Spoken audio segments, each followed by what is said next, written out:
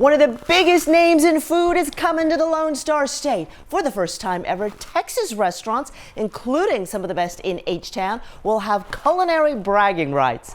I'm Sherman Chow. Welcome to the KHOU 11 Plus Guide to the famed Michelin Guide. The inaugural award ceremony happening right here in Houston. But as Jason Miles shows us, it took a special recipe of courtship and cash to make that happen. This is chicharrón.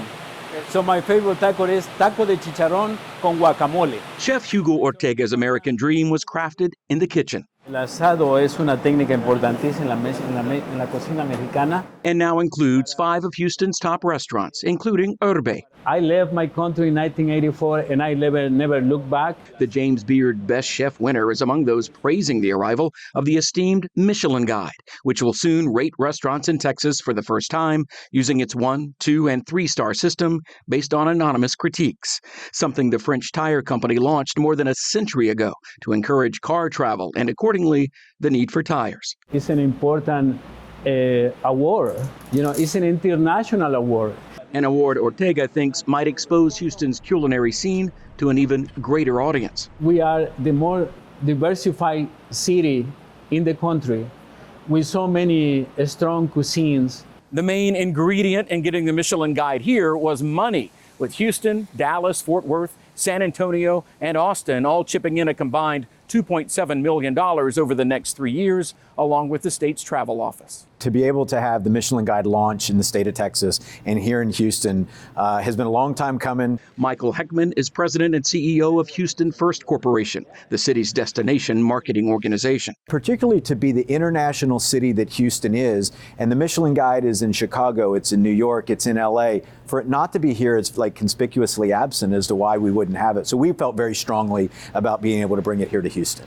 Buen appetit, Guillermo. Despite some scrutiny regarding the guide in places like Mexico City, where this taqueria received a star, Heckman anticipates an enormous return on any investment here via, among other things, food-savvy tourists. Every time you have a visitor come here, they leave their money behind in this community. Right now, it's anyone's guess as to which restaurants will be among the first to receive Michelin stars in Texas, an honor Chef Ortega would gladly welcome. And then we say beautiful blue corn tortillas, and you make your chicharrón and guacamole taco. Although creating for every customer is his passion. In today's life, every person that comes here, in my view, is a food critic. In Houston, Jason Miles, KHOU 11 News. So which of Houston's already award-winning chefs and restaurants will win the honor of receiving a Michelin star? The Guide's top-secret food inspectors have been hard at work wining and dining. I sat down with one local chef who's hoping he earns a star of his own. Thank you so much. We're sitting down with Executive Chef Philippe Botero with Le Jardinier, and this is in advance of the Texas Michelin Guide coming here for the first time. Very exciting. And some think that you may have a little bit of an inside track. We'll see. We'll see. I don't want to jinx anything. But thank you very much for inviting us, letting us sit in here in your beautiful restaurant. Well, let's just start with this restaurant, Le Jardinier. It means the gardener in French. So Le Jardinier is part of the 11 concept of the Bastion collection, which is an international hospitality industry. We have 9 Michelin stars since 2019 throughout the whole hospitality group. And we have restaurants in Le Jardinier in New York, Miami, and Geneva, and this one here in Houston. And both our restaurants in New York and Miami, they both hold 1 Michelin star. So just talking about Michelin stars, so they're coming in November 11. And we have a great talent in Houston, and we'll see what comes out of it. That's what I like about some of my dishes. I think the plate is like a canvas. So I really have to just paint the dish, paint the canvas. And I like the contrast. Some dishes are colorful, some of them are darker, but just like the artists, they all have different perspectives, and so I love to play with that. A lot of pressure maybe because the restaurants in New York and Miami each have won a Michelin star. Are you feeling a little bit of that? Well, I've been working with the company since 2019, since we first opened in New York with our culinary director, Alan Berceroli. So I'm familiarized with everything that we do at Le Jardinier and what Le Jardinier has been about. So what's the reason I'm here in Houston? I moved with the company in 2021 when we first opened. And it has been a trajectory of just like bringing what Le Jardinier it's all about, and the food that we serve, the service that we provide the guests, and in this amazing space as the museum is. And so, you know, for us, it's just continue the work that we've been doing the last couple of years, and hopefully it gets recognized by Michelin. Okay. So Le Jardinier, French restaurant, but you're South American, born and raised in Bogota, Colombia. Yes. Tell me about your first food experiences. Was it there in Bogota when you came to New York? You know, if I have to tell you about food experience, when I started it's when I was very little. We went to outside of town to like a resort, and there was like everything you can eat. And I remember having this dessert, and I was just keep going back to this dessert, and I didn't know what it was, and I was keep going back to this dessert, and I was very little, and I didn't know what it was. Years later, I came out, like, oh, can I get a tiramisu? And I said, like, wow, this reminds me very much to this dessert I had back then. So I find out it was tiramisu, and I said, okay, I love cooking, you know, always eating. And it's not just about cooking, it's about hospitality. I was always at home helping with the parties, I remember I cooked for my mother's birthday one time when I was very little. So I always did like this, besides cooking, about serving, about being hospitable to the guests.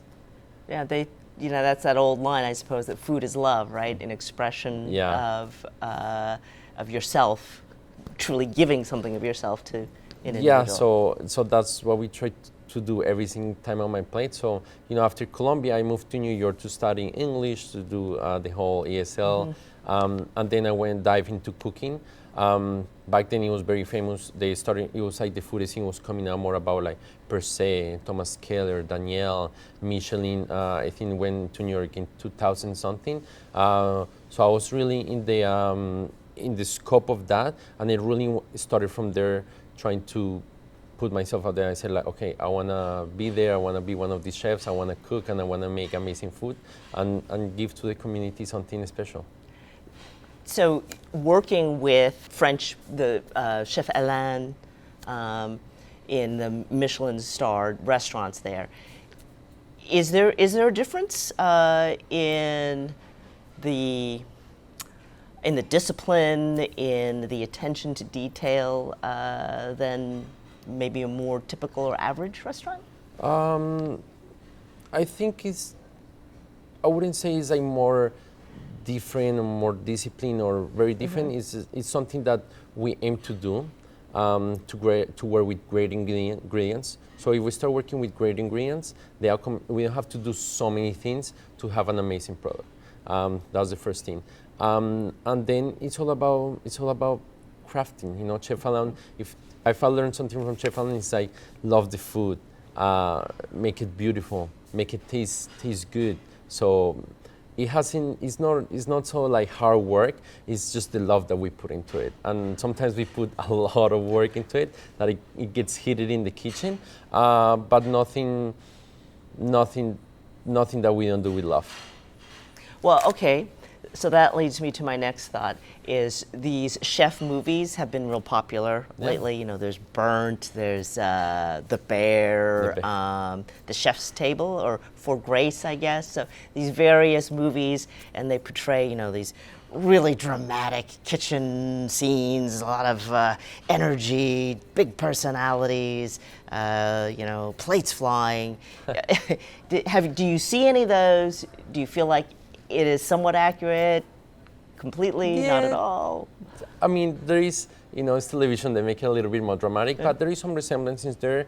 And then at the end is the message that they're trying to transmit to the viewer. I think it's all about the passion that is in this industry. And, you know, in simple words, sometimes we're serving a mere piece of food on a plate, but you want to give your best on the plate. It's like an artist. You work and you work on something and you want it to be like perfect. You want it to be the representation of what it is. So this TV show is actually very funny. A lot of our guests was like, oh, have you seen the bear? Is it like the menu? Anything like that? I say like, well, sometimes, to give it more dramatic, I say, yeah, sometimes the kitchen gets a little heated, but it's all so the guests can have an amazing experience. It's all for to enjoy and to bring pleasure to the guests. So. Yeah, a little resemblance with the shows. So the movies and others say when the Michelin food inspectors come that they're always anonymous. You never know who they are, but there's some suggestion that people think, oh, maybe it's these guys. They always come in pairs. One always orders a prefix. The other always orders a la carte. Say they drop the knife. Yeah, exactly. Right, the scene from the movie. Yeah. Do you think that's true, or do you have maybe a hint at all? Yeah, I mean, perhaps that might be true. I mean, Michelin, I think, is being very good at keep it to themselves and nothing has been revealed in any city on anything. So, but our aim is to serve Michelin food or great service and great food to everybody. It doesn't help us just serving one great plate to a Michelin inspector if the rest of the guests wouldn't enjoy it. So we'd rather give the experience to everybody and give excellent service, and at the same time with amazing food. And besides feeding people's body, we feed their soul as well. So Michelin, even though it's tough. We want to treat everybody with the same standards as we do for Michelin. Okay, all right. So that's good news for all the patrons. And I'm just fascinated that they travel 3 weeks out of a month, eat like 10 meals a week out. These inspectors, that's both a marvelous and exhausting life. It sounds like. Yeah, we wish we had that. We wish I could have go to restaurants and try everything, but they set our standards. And the good thing about them going out to multiple restaurants is that they see what is trending. For example, they come into Texas. It's a testament of the great job that the state has. The whole culinary is seen in the whole Texas. Well, let me ask you about that. So, because I think for those who are not in the food industry, they might be surprised to know that you cannot earn a Michelin star unless you are in a Michelin region. Yeah, and I think there's been articles about it lately. Yeah, I mean, I'm not really sure how the Michelin rating or how do they come to the state, but lately in the United States they have been to. I think last year they went to Denver. I think 2 or 3 years ago they went to Florida. So it's great to put the United States and now Texas in the international map of Michelin because it means that really good things are happening for us, for the city, for the state. So being part of this, it will be amazing, and it will be really a recognition to all the hard work everybody has put into the restaurant, into their food. So Michelin, something that is happening, and it's going to be good for the whole state. Yeah, kind of an elevation almost in reputation and notoriety. Yeah, because I had no idea. I thought, anybody, anywhere in the world you could get one, but I guess maybe because of the inspectors or something, you cannot earn a Michelin star unless you are in a Michelin-rated region, and now Texas will be one. Yeah, and we're so happy to be here in Texas, and besides in such an amazing place like this artistic restaurant, that tapestry, the ceiling, everything to give guests what the Michelin worth experience. So I did want to talk about this. So they're very candid about the 5 key criteria to earning the coveted Michelin star. The one is product quality, which you've talked about, right? Yeah, so the first, I think product quality sorts out the best things, and the best things that you can locally. Like I have shown you the dishes, our mushrooms, our Texas beef Wagyu. So yeah, product is, like I said, if you start with something great that is good, you have to do so much to make it even better. Then the next thing is mastery of cooking techniques. Yeah, I mean, I think this Le Jardinier celebrates seasonality with French culinary techniques. So we combine a little bit of our French background with Chef Alain Berceroli. We try to showcase that on the plate, and I think, for example, other restaurants like an Indian restaurant, they use the tandoori, or like Thai restaurant, they will use the wok. So I guess that's where it falls into the mastering their Different techniques. Yeah, different techniques. So to give specific flavors to the food. Okay. Harmony of flavors. Harmony of flavors, yeah, absolutely. I mean, you have to know what goes together, what goes with what. So, and it's, people think like, oh, what that may be. Well, think about, for example, pizza. Like tomato is gonna very go away with mozzarella cheese. So that's already harmony flavors. That when they make, I don't know, we like the Indian restaurant with a lot of spices, that's gonna complement their dishes. For us at Le Jardinier, very seasonal, we think that what grows together goes together. So for example, on our burrata, we have squash on the bottom, and then we take the seeds, and then we make a gremolata and we put them on top. So it's the same, it's the harmony of the vegetable in one plate.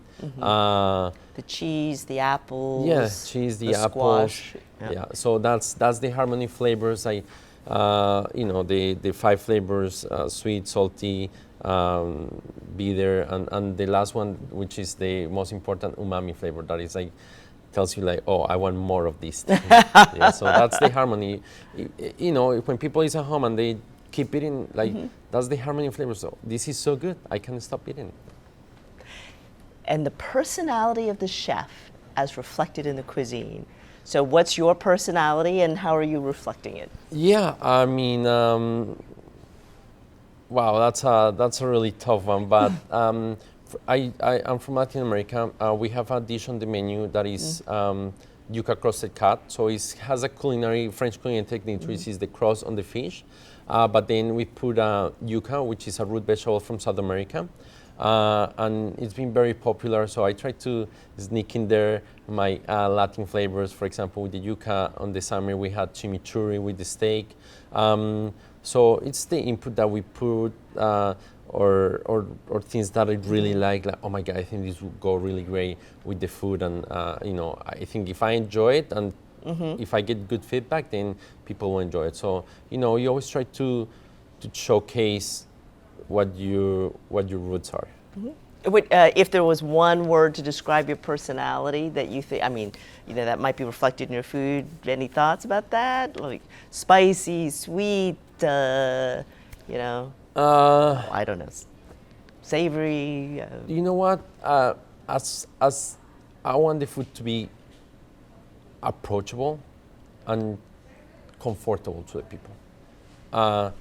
It doesn't matter like how expensive or how great it looks or the techniques. If people eat it and they're not like comfortable and they don't feel like pleasure in the food, then we have not achieved our goal over here. So I will say enjoyment, pleasure, comfort on the food. That will be my word to describe it. Okay. My husband was joking with me when I said, "Oh, I'm going to get to do this story about Michelin Star restaurant." And he said, that tire company who knew they knew so much about food. And it really is. Yeah. Originally the tire company. Yeah, I mean, I was actually speaking this morning with my parents. They didn't know it was also a tire company. Yeah, but they started back then in France, Michelin. When they created the tires, they want people to go out there and travel, right? To use the tires in the cars. Yeah. So they created these guides for restaurants, for hotels. So people tell like, oh, please stay at this hotel, eat at this restaurant. And as as everything evolves, then we have got into these Michelin stars and the rating that it is, that you can, you want to go to a Michelin star place, okay, you have to drive like 10, 15 minutes. Okay, if you want to go to a 3 Michelin star place, you might take a plane. That has Michelin tires, for example. So Michelin has really, even though it's a tire company and the not the pet, the image of Michelin is the Michelin. Oh yeah, the tire guy, with the white big tires. Yeah. Yeah, the tire guy. Well, it has become a staple nowadays for food, and it's a very recognized in the entire world. So. And you make that reference, right? A one-star restaurant is, a great restaurant. Yeah, it's a restaurant that you can try. It's worth. I think they define it as like we're making a stop. Yeah, that's the one Michelin star. The second one is, I think, is like worth making a detour. Yeah. So let's say you're gonna travel somewhere and like, oh, well, I should really go to this restaurant. So making a detour to this restaurant, and then the third one is like. I think is make it a special occasion or make it a special trip. Yeah, special trip. So okay, we're gonna go to Copenhagen, to Noma to try their Michelin star food, or to New York to try one of these amazing restaurants. So it really it has really good grading. I'll say sure. Along with the Michelin tire. Yeah. Personally, to you, if you as a chef, what is winning a Michelin star mean? Oof. Well, personally, when I first became a chef, when I was in New York, reading all these articles per se, I said, wow, I would love to one day earn a Michelin star. So then I started working for the best people out there. And then I found Alam Chef Lambert Ceroli, who earned about 10 years. He was in Japan, 3 Michelin stars each year. And I said, wow, that's really good. He knows what it is all about. So I think working for great people like him has put me in this place and has set me up with all the work that I do, and not just me, like the whole team behind in the kitchen and serving over here. It's just a testament to all the hard work that everybody has put on just serving guests. Okay. All right, I'm about to cut you loose, but before I do, what is your guilty food pleasure? What's the thing that you enjoy that... My guilty pleasure. I think it goes back to the word that I was telling you about, like comfort pleasure. I'll have to say it's like instant ramen, homemade ramen. That you can go home, put on a pot, just boil. You can put any, I usually put cilantro, I drop an egg, some scallions, and then even some avocado. So I make it to your own flavor, and it's good, healthy, pretty comfort, quick. See, as I spend a lot of time in the kitchen, so I don't want to go home and make another 3-hour meal. That's instant ramen will be my guilty pleasure. Your go-to food. All right. And if you were going to give one piece of advice to folks, either about cooking or just, in pursuit of your dream, what would that be? Somebody told me, even if you want to open a pizza place or a coffee shop, go work for the best people. Then you will learn something from them, and then they will help you down the line. So they told me, always work for the best, and then you will be the best as well. Fair enough. All right. Yeah. Well, thank you so much. We really appreciate your time and wish you great luck. Yeah, no, thank you so much. Restaurant Please in general. Come visit us at the Museum of Fine Arts. We're open 7 days a week, and we have an amazing view of the sculpture garden for you to enjoy, and the entire museum. So much amazing food, so many worthy chefs and restaurants. So who will win a coveted Michelin star? Well, stay tuned to find out. For now, I'm Shen Min Chao. Thank you for joining us.